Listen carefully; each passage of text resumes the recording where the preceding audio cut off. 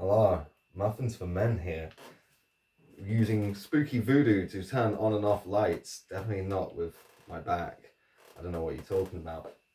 And yeah, we're here today with another One Piece review. There has been a new chapter out. 1153, The Birth of Loki. And I just want to say thank you very much to anybody who's watched a previous review video and given me some feedback or anything. I've received some from a friend, hence why we are recording in front of this wall rather than elsewhere. You know, I was told to do that, and why we're recording more close in. I also need to work on some thumbnails, but that's not going to happen for this video though, because I have not been proactive, as I never am.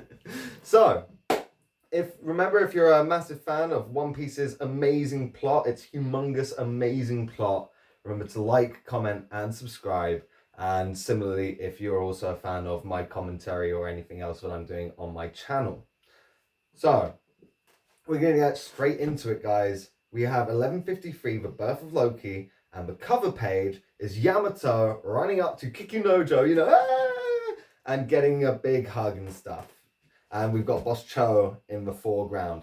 And it's titled Only Child Yamato and the Holy Inari Shrine Pilgrimage Volume 37, Kikunojo, Daimyo of Ringo, and Boss Cho. So, Kikunojo has become a Daimyo. Brilliant. Fantastic. Awesome. We're very happy with that. Especially as I think this cements the idea that Yamato is going around recruiting the new Akazaya 9 who are going to work to keep Wano safe and enable Yamato to be able to leave and join up with the Straw Hats again and stuff. I think that we're seeing the great assembly of the Straw Hat Grand Fleet, and this is the prerequisites for Yamato being able to actually move out as she wants to. So we go to the actual first page and we see a great little thing venturing into the past with Dory, Broggy, and Harold as kids, you know, enjoying themselves. Hey, we're going to go and plunder and fuck up some shit. Woohoo, look at my axe, you know.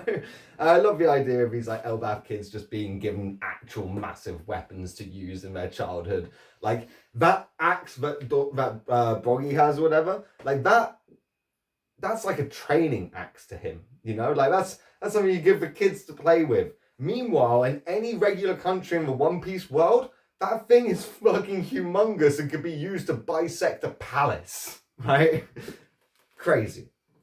So we go into it, and it's talking about the bloodline of the ancient giants that has been possessed and passed through into Harold, and how that's created an unruly rogue that no one could rein in. And it's kind of mirroring a little bit with Odin, you know, and how he was unable to be restrained and brought in and stuff. And we'll see a little bit more about throughout this as we see a character kind of go from irresponsible, having great power and utilizing it and stuff, to becoming a bit more restrained and refrained in. So we start off and we've got, you know, Harold lazing around in his boat, picking his nose, flicking the bogey, bigger, and just it launches like a fucking cannonball. Huge. There's a shark or something that's completely destroyed by it. And he's just lazing about, enjoying his piratey lifestyle, and kind of bemoaning the state of the world outside, how everything is so weak and puny. And he finds his way to a certain kingdom of Bunt, which has, you know, a human population, and we've got like a circus attraction ride with a giant in there. And she's going, rah! Yeah, my first thought with this was she's obviously playing it up. You know, if she's going, rah! Yeah, whilst in prison, like, and she's not trying to actively destroy the cage, she's fine with being imprisoned there. And you can see the circus performer and everybody's like, scared and stuff, but it's, you know, very, very interesting to them. However, this pisses off Harold. He's like, it takes balls. Big, giant, brass balls in order to imprison a giant of Elbaf. I just want to say, I noticed myself subconsciously flicking my hair there. I got a comment before from a friend, but I do it a lot. It's one of the things of having long hair. So, in honor of that, from now on, I will stop flicking my hair like this, and instead I'll flick it like this. You know? We'll see if I can remember to do that every time, or if I'll subconsciously keep on doing it. But I've put it out there now, so we'll see if we can hold me to that. So we carry on, and immediately we see that the place has been completely destroyed. Harold has fucked it up and rescued this giantess, who is pissed off at the fact that she's been rescued.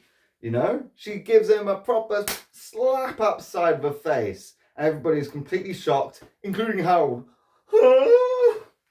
My face! He's got that face of like even the celestial dragons or something. Somebody who's never been hit before, right? Never been punished. And so, obviously, he's kind of instantly humbled as this giantess says that she needs to apologize. A lot of people got hurt and stuff, you know? And as he tries to speak up against her, are you crazy? Bam, bam, bam, bam, bam. He gets beaten in by her. Kind of in a way that's reminiscent a little bit of like Nami or something, you know? But she explains the situation. It took me in, gave me work after finding me adrift at the brink of death, you know? Like, you gotta remember, feeding a giant, that's an expensive endeavor for a regular kingdom. They don't have giant animals that they can necessarily hunt to feed her every single day and stuff. Like, it's going to be very expensive. So they need to utilize her as an attraction. And she's pointing this out, you know, saying you're an arrogant disgrace. You know, this kind of crap is why all of us other giants are always lumped in with you Elbaf savages. Where have we heard this before? Saul. It seems like across the world, the giants have received a lot of persecution based on the fact that they are related to the Elbaf giants. And that makes you think about like Big Mama when she was growing up and just how giant she was and how problematic from that. And, you know, think that a lot of giants outside of Elbaf have probably received persecution for their entire lives. And it's quite a sad thing to think about. And we'll see that being a common topic with this chapter, as there's a lot of sad things to ponder over. But not right here. Right here we have Harold reflecting, saying, I was just born big. And seeing Ida helping out, you know, with rebuilding the village. And he immediately yells at his giants to help out as well. We all need to pitch in. And it's quite nice. We're seeing a bit of a change in Harold. And remember, last episode, you know, last chapter, I finished it all off by saying it's all propaganda. Well, maybe I was wrong about that on King Harold's part. Maybe he really did become a bit more benevolent. We'll see. We'll see whether or not I keep up with that at the end of this, you know, or am I going to carry on going, it's all propaganda? We'll see. Hopefully you will by the end of this video. That being said, he's helping out. And it seems like it's actually a very interesting proposition there, because the giants are saying, you know, your use of spices is something, you know, look at your clothing, your construction techniques are completely different. It seems like Harold is, you know, learning, but there's a lot that he can learn from these humans, from these puny, pathetic, little weak people. He even bows his head before a king of another country. And we get a great party scene with them doing that, you know, all that kind of shit. Fucking brilliant. So we're getting a very positive vibe from this, you know, and even some of his look is looking a bit like Dragon or Luffy or something. So we get some of Ida's background, and she's talking about how she came from the South Blue. One thing led to another, and she ended up on these oceans in the New World. Now this brings up, you went over the blood-soaked serpent? Are you talking about the red line? Well, yeah, I did, but I can't go back now. Very interesting, that. Because this confirms all the way back when Dorian Broggy was saying, like, oh, the only thing we can't pierce is the blood-soaked red serpent. That is confirmed now. That's how they all refer to the red line. Okay? And when you think about that, and you think about the mural that we saw in Elbaf with the, you know, giant snake serpent thing, I think it's very evident that shows the red line was kind of constructed at the end of the first age. Like, that's one of the things that came up and, you know, fucked everything up. Does that mean the red line is part of an actual living creature, like a living serpent? I don't think so, but maybe. Who knows? It's the One Piece world. Goda knows, hopefully. So, importantly as well, when we're talking about that stuff, you can see that there are some, like, primitive villages around there. Maybe it's Jaya? You know, they were traveling around and stuff. They were seeing plenty of places and meeting lots of cultures. I'm thinking, you know, maybe it's not Jaya. We see plenty of tribal kind of cultures and stuff in the One Piece world, so maybe it's not. But I'm just thinking from the tattoos on show and stuff, it would be a nice time. So Harold's talking about bringing her back to Elbaf. They're not going to be savages and stuff. And so we get back to Elbaf, and immediately Harold is making a declaration that they need to atone for some of their sins, and that he wants to frequently travel overseas and create diplomatic relations with lots and lots of other places so that they can make Elbaf more prosperous, so they can learn from the world. So that's interesting. Now, you could see it as quite noble aspirations. And I think, but it is a noble thing to aspire to. But his motivations behind it are primarily based in ensuring that Elbaf prospers. Shh. I've got a cat meowing, desperately trying to get in. So this carries on with, them talking about Dory and Broggy running wild. But he points out, actually, Dory and Broggy have always treated humans very fairly. They've always been pretty chill with them, And people are asking, can we still hold on to our warrior ways? And Harold immediately goes, we may have to reconsider some traditions if other countries feel threatened. So for Harold, he's willing to, be malleable on things. To the Elbaf warriors, to the Elbafians, their warrior culture was supposed to be their utmost pride. Remember, Dory and Broggy have been dueling for 100 years based on that Elbafian warrior pride. But Harold is willing to put that aside for these ideals that he's taken upon.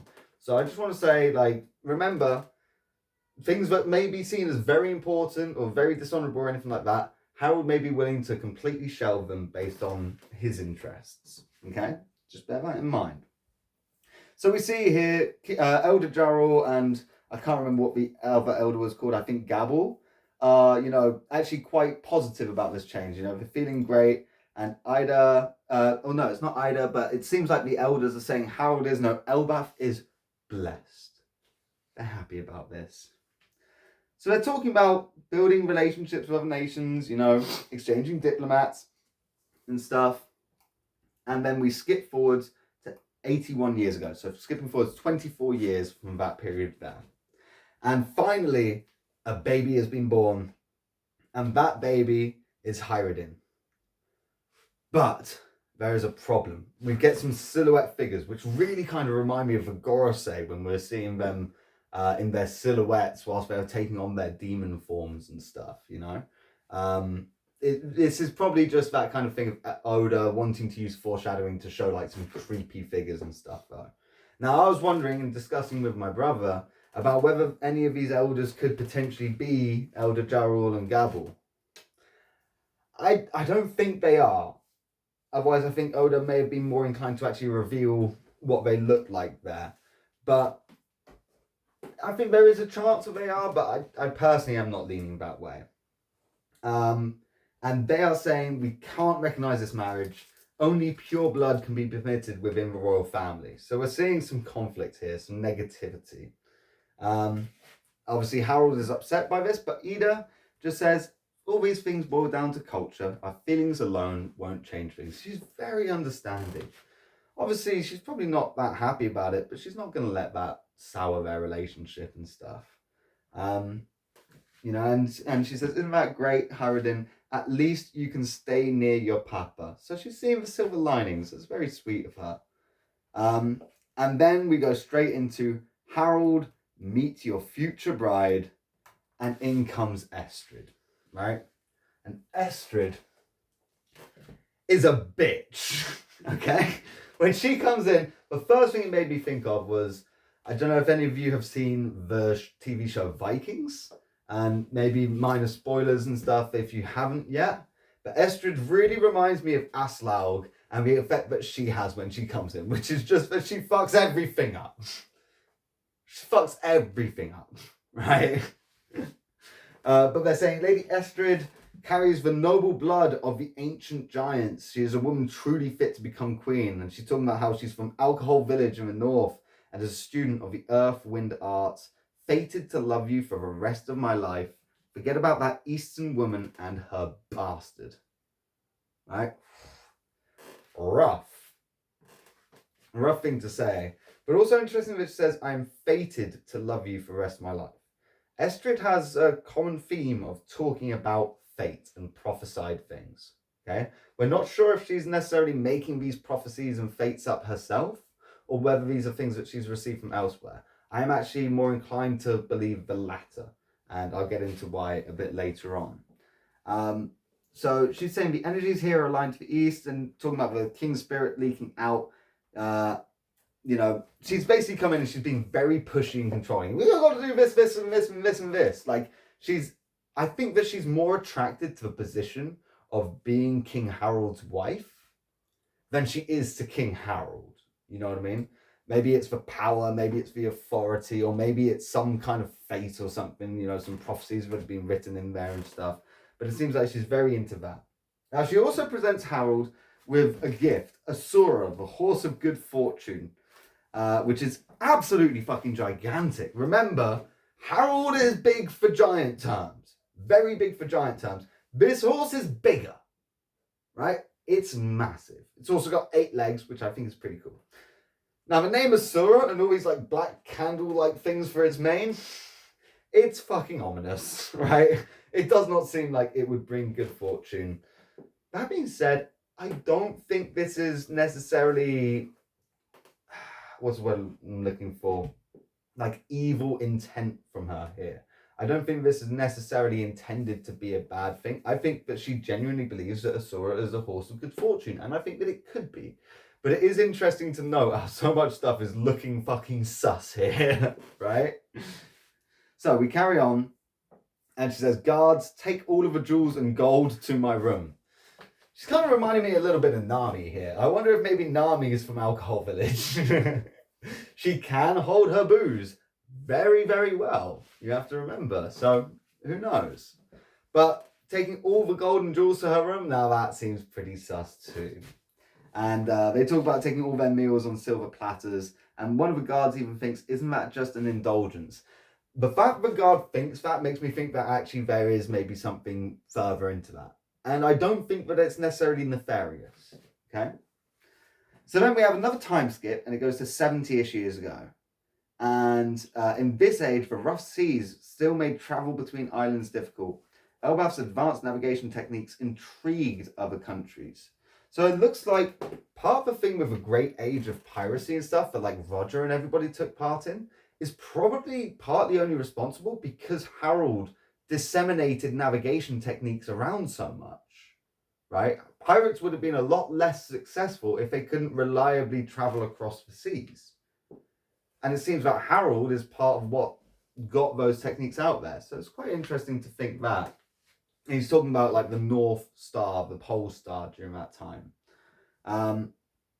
So then we get him talking to a bunch of giants and stuff about meeting the fishmen and, the sea creatures and all the fishmen and mermaids coming together in jubilation for the birth of King Neptune, which is pretty cool. It's nice to know that he was met with such jubilation.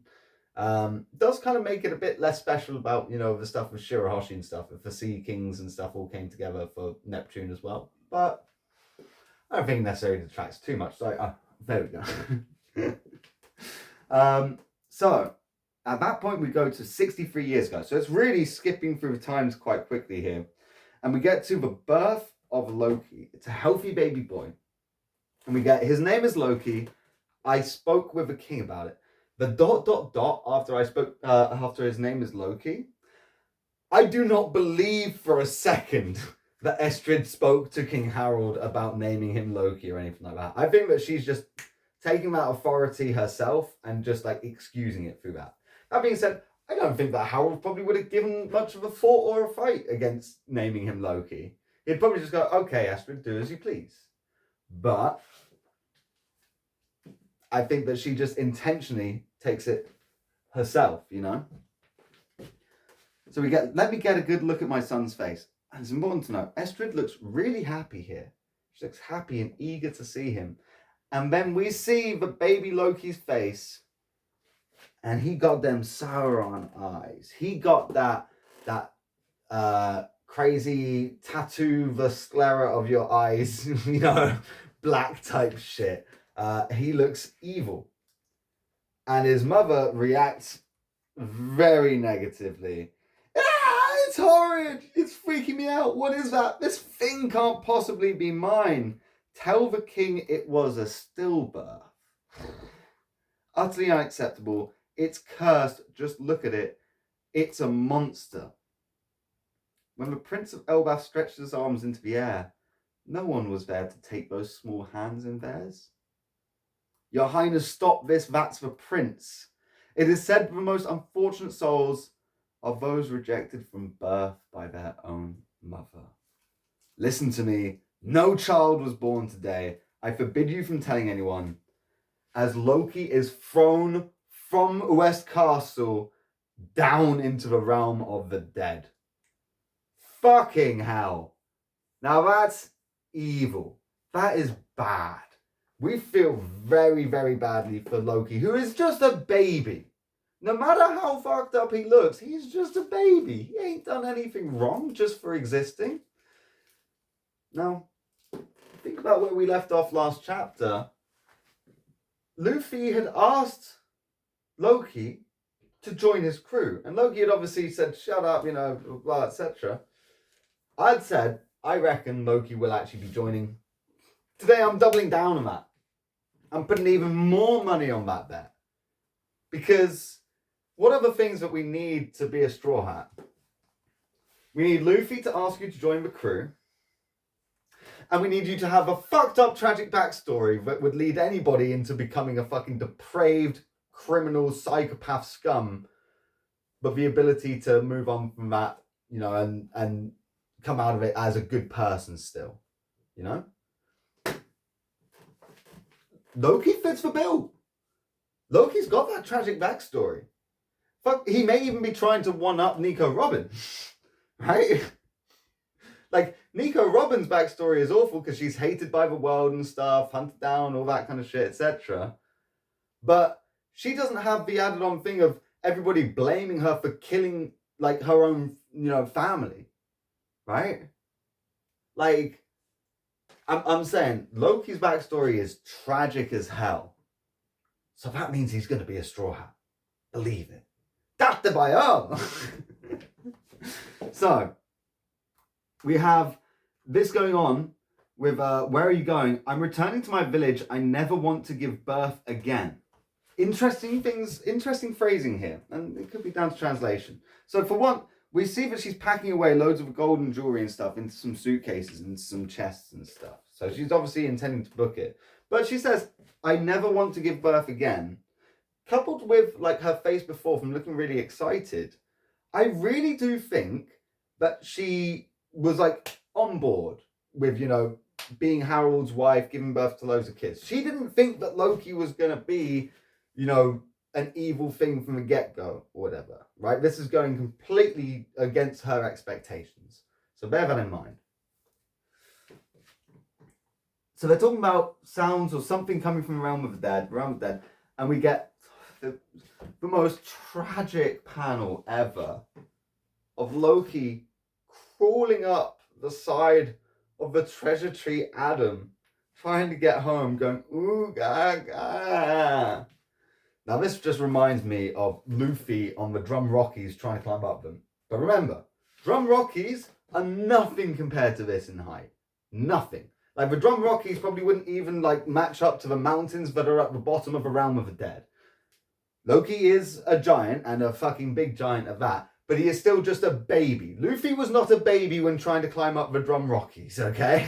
So this is a feat of strength that's way, way, way up there.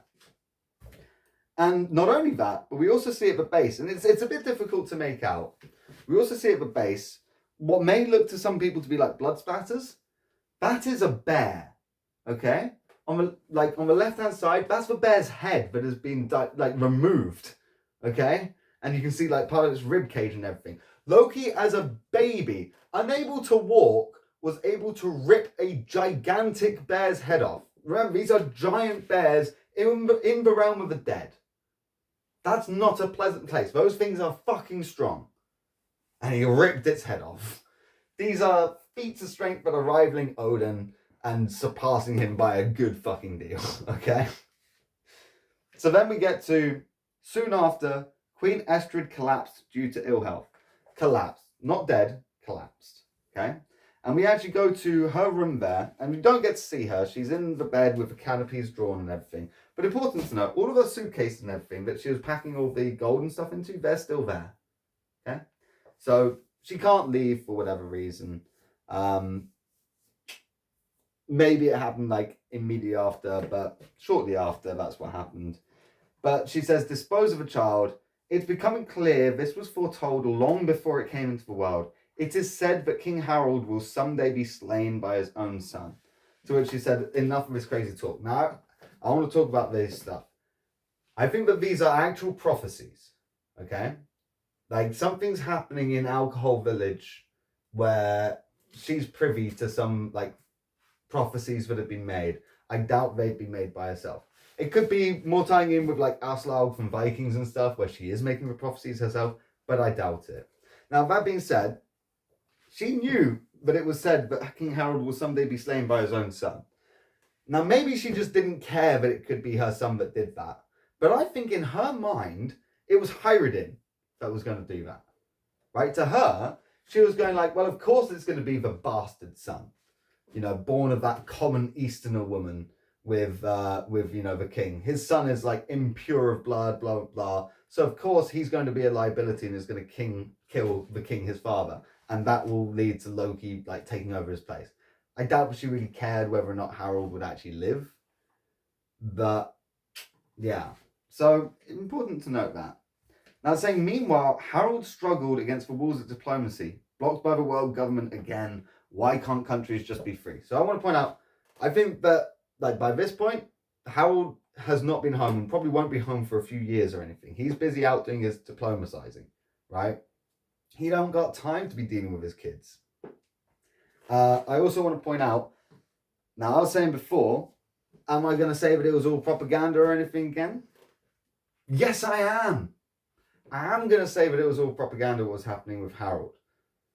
So I think that as far as like the Lamb's house and stuff goes, I think that it could be the price that he had to pay to be able to get the world government to cooperate with him and let him interact with these other countries and, you know, essentially break down these walls of diplomacy, right? I think that Harold's like morals and objectives and all that kind of stuff, he was willing to like forego the warrior's honor in order to satisfy his goals of interacting with the other countries and, you know, getting their technologies and all that kind of shit. So why wouldn't he be willing to, you know, debase his honor with the treatment of humans and all that kind of shit in exchange for fulfilling his major goal, right? So I think there is still a good chance that he's not really that benevolent, okay? Although, I must say, throughout the contents of this chapter, he has seemed like he's turned into a pretty chill and decent guy. So we'll have to wait and see what happens. That being said, I'm saying that I still think it's propaganda. I think that it's propaganda spread by Ida, potentially. Not Ida, sorry. Estrid. Ida's a sweetheart. We love Ida. Estrid, snake woman.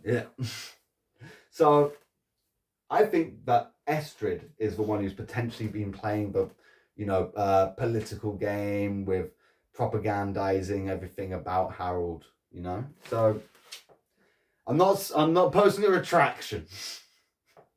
I'm just saying, I'm digging my hole deeper. Call me Mr. Morge, because I ain't dying on this.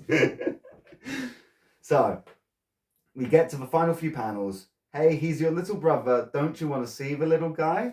Ida's a sweetheart. She's so down for, like, you know, loving Loki as if he was her own son. And at this point, Hyrodin says, if he's not your kid, Mum, then there's no way I can call him my little brother. Just showing even again how Loki is completely ostracized by everybody.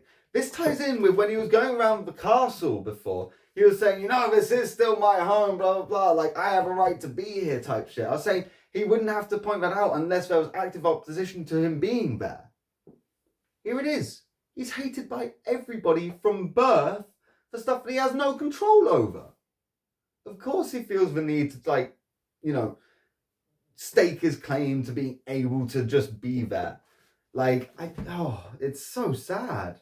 So sad. And Ida says, oh, sweetie, you're so cute, even when you say such awful things, and gives him a kiss on the cheek. So, props to Ida for calling out that it was awful of him to say that. Not so much props to Ida for spoiling your kid. Come on, give him a smack. Give him a smack and say, hey, you treat your little brother better. He's got nobody else to rely on.